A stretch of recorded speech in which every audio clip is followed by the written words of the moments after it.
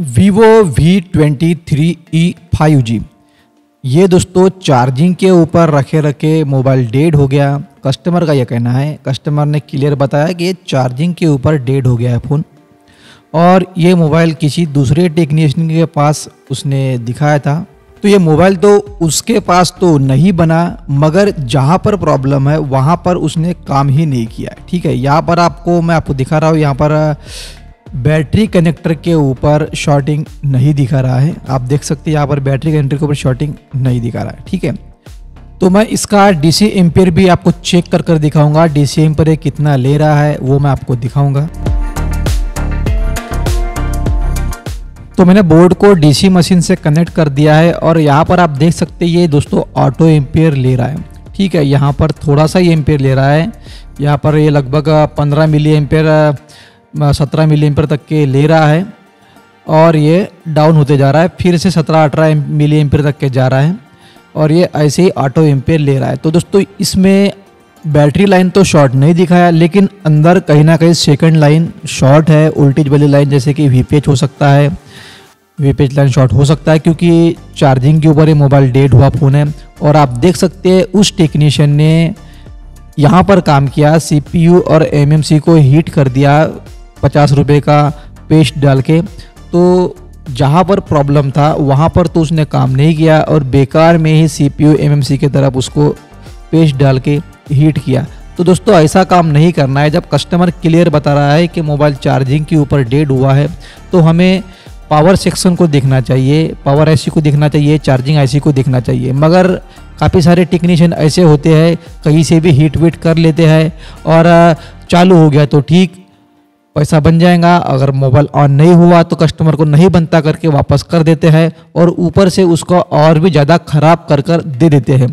तो दोस्तों इस फ़ोन में तो मुझे डाउट हुआ कि मोबाइल तो काफ़ी छेड़ा हुआ दिखा मुझे सीपीयू और एमएमसी की तरफ से, फिर भी मैंने इसके ऊपर काम किया। ये तो अच्छी बात है कि सीपीयू और एमएमसी इसका डैमेज नहीं हुआ हीट के वजह से। अगर ये डैमेज हो गया रहता तो इसमें मेरा और भी काम बढ़ गया रहता, लेकिन यहाँ पर काम मेरा नहीं बढ़ा, और मैं आपको बताऊंगा कि मैंने यहाँ पर कहाँ पर काम किया है।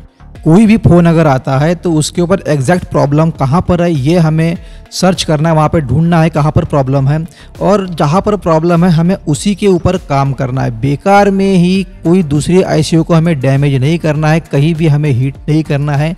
जहाँ पर प्रॉब्लम है एग्जैक्ट बिल्कुल सेम उसी के ऊपर काम करना है। तो यहाँ पर दोस्तों मुझे ये उसके ऊपर का कॉपर प्लेट निकला हुआ है, तो मैंने यही से शुरुआत की। यहाँ पर आप देख सकते हैं काफ़ी सारी ये गंदगी हो चुकी है, इसको हीट किया हुआ है। तो यहाँ पर जो एमएमसी आईसी यूएफएस आईसी जो लगी है, यही से मैंने दोस्तों शॉर्टिंग चेक किया पहले। यहाँ पर एक बड़ा कैपेसिटर है और मैंने सीधा इसी के ऊपर शॉर्टिंग चेक किया। आप देख सकते हैं यहाँ पर दोस्तों ये दोनों साइड की तरफ बीप का साउंड आ रहा है और शॉर्ट बता रहा है।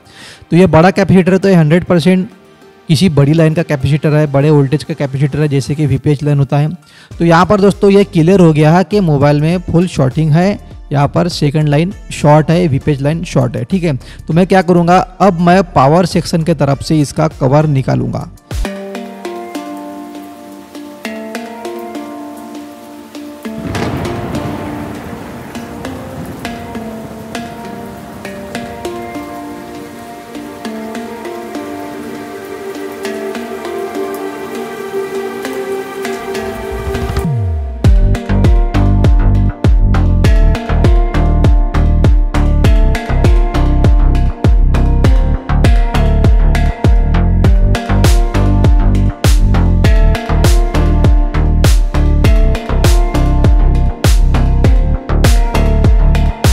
आईसीयू का ऊपर का कवर निकालने के बाद आसपास में चेक कर देना चाहिए कहीं कोई पार्ट तो नहीं टूटा हुआ है। ठीक है, इस बात का ध्यान जरूर रखें। कई बार ऐसा होता है कवर निकालते टाइम पे कुछ पार्ट टूट जाते हैं या फिर ग्राउंड से शॉर्ट हो जाते हैं, तो इसको देखना ज़रूरी होता है। यहाँ पर मैंने सब चेक कर लिया है और यहाँ पर कोई भी पार्ट ना टूटा है और ना ही कोई चीज़ ग्राउंड से शॉर्ट हुई है। ठीक है,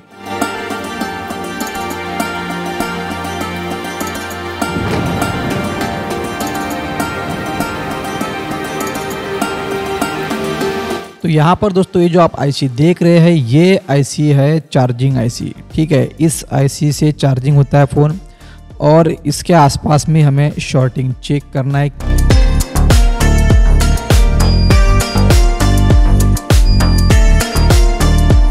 तो यहाँ पर दोस्तों जो चार्जिंग आईसी के पास में कॉइल लगा हुआ है वो कॉइल यूपीएच लेना कॉइल है और ये कॉइल दोस्तों शॉर्ट दिखा रहा है। इसका मतलब हमारी चार्जिंग आईसी में ही शॉर्टिंग है।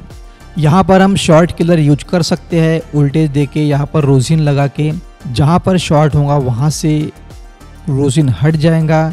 कई बार ऐसा होता है कि आईसी के आसपास के कोई ना कोई एक कैपेसिटर शॉर्ट रहता है जिसके वजह से डायरेक्ट आईसी भी हीट होने लग जाती है, मगर हमें लगता है कि आईसी हीट हो रही है इसका मतलब आईसी ही ख़राब है, लेकिन ऐसा कई बार नहीं होता। अगर उस आईसी से जुड़े हुए कोई कैपेसिटर अगर शॉर्ट है, ऐसी कंडीशन में भी आईसी हीट होती है, तो हमें क्या करना है, उस आईसी को निकाल कर फिर से उस आईसी के आसपास के कैपेसिटर के ऊपर शॉर्टिंग चेक करना है और ये हमें कंफर्म करना है कि कोई कैपेसिटर तो शॉर्ट नहीं है। मेरे पास एक ऐसा ही फ़ोन आया था Vivo Y35 5G जिसमें सेम टू सेम यही नंबर की आईसी लगी थी और कस्टमर का कहना था कि वो भी फ़ोन चार्जिंग के ऊपर ही बंद हो गया है।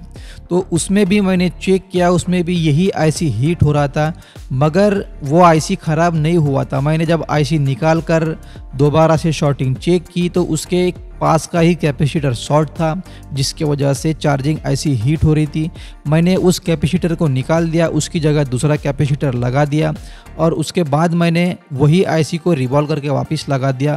फ़ोन ऑन हो गया और बिना कुछ ज़्यादा छेड़े हुए मोबाइल अच्छी कंडीशन में काम करने लग गया। तो हर बार ऐसा नहीं होता कि आईसी अगर हीट हो रही है इसका मतलब आईसी में ही प्रॉब्लम है। कई बार उसके आसपास के कैपेसिटर शॉर्ट होते हैं जिसके वजह से आईसी हीट होने लगती है। तो यहाँ पर दोस्तों मैंने आईसी को निकाल दिया, रोजिन लगा के चेक किया, आईसी हीट हो रहा था। आईसी निकालने के बाद आप देख सकते हैं यहाँ से शॉर्टिंग पूरी तरह से गायब हो चुकी है। अब यहाँ पर शॉर्टिंग नहीं है, ठीक है। और ये आईसी मैंने निकाल दिया, रोजिन लगाकर मैंने चेक किया तो ये आईसी हीट हो रहा था, लेकिन ऐसा हर बार नहीं होता। इस बार तो ये आईसी ख़राब है, मगर ज़रूरी नहीं कि हर बार आईसी ख़राब होती है। तो यहाँ दोस्तों मैंने बोर्ड को अच्छे से क्लीन कर दिया। आप देख सकते हैं इसके ऊपर जो भी रोजिन का लिक्विड लगा हुआ था वो सब क्लीन कर दिया। मैंने पूरा बोर्ड को क्लीन कर दिया है। कभी भी बोर्ड को क्लीन रखना चाहिए। और यहाँ पर शॉर्टिंग अभी नहीं है बिल्कुल भी। अब मैं यहाँ पर क्या करूँगा, एक दूसरी आईसी लगाऊंगा। दूसरी आईसी लगाने के बाद हम मोबाइल को चेक करेंगे।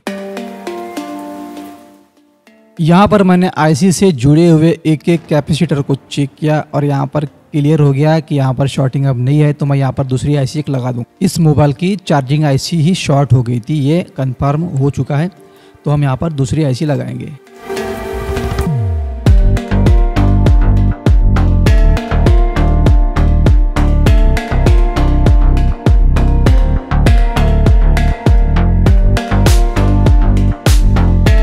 बोर्ड को ठंडा होने देना है। ठंडा होने के बाद हम इसको ऑन करके ट्राई करेंगे। आईसी लगाने के बाद मैं फिर से इसमें शॉर्टिंग चेक किया। आईसी लगाने के बाद फिर से इसमें शॉर्टिंग नहीं दिखाया और इसकी दोस्तों बैटरी पूरी तरह से ख़त्म है। बैटरी पूरी उतर गई है क्योंकि ये ऑटो एम्पियर ले रहा था, थोड़ा बहुत ले रहा था लेकिन ले रहा था, जिसकी वजह से बैटरी पूरी तरह से खाली होगी। यहाँ पर चार्जिंग लोगो दिखाया है। मैं थोड़ी देर इसको चार्जिंग पे लगा के रखा।